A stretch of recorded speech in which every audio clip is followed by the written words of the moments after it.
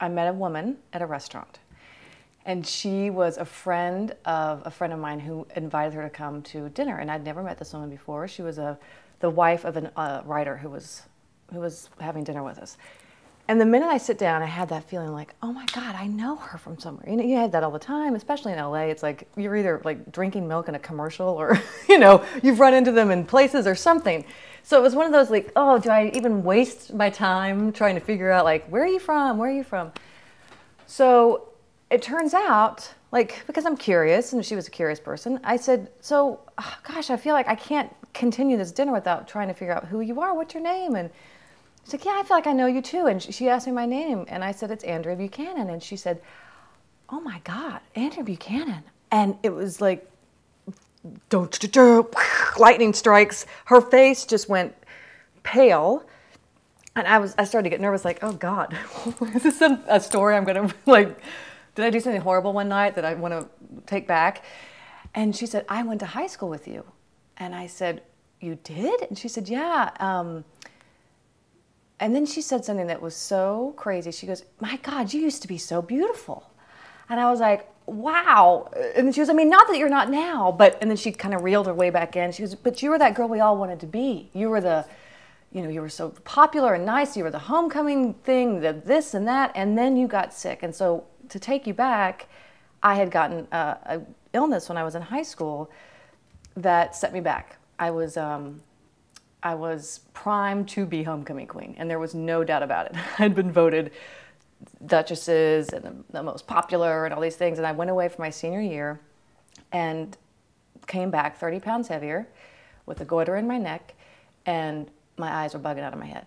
And it turns out I got Graves' disease over the summer, which I didn't know at the time, but so I came back, and my entire high school, you know, they were all sort of aghast at my appearance. And in Texas, kind of looks are everything. I mean, looks are everything everywhere, but really in Texas, there's something special. And then she said there was a day in homeroom when you were everybody was talking about you. It was kind of like big news. I didn't know. And there was a day in homeroom where you looked at me, she said, and you gave the way I looked at her was this sort of like, I understand you, I get you, because she was this sort of misfit in our high school. She hung out in the freaks courtyard, she smoked cigarettes, she hung out with like the mascots, and I was hanging out with the football players. You know, she was, and just did not fit in at all. And my all of a sudden not fitting in gave her like permission to be okay. It's complicated, but for her, it was a moment she'll never forget. So here she is 20 years later, sitting at dinner with this woman that changed her life 20 years before. It was one of those,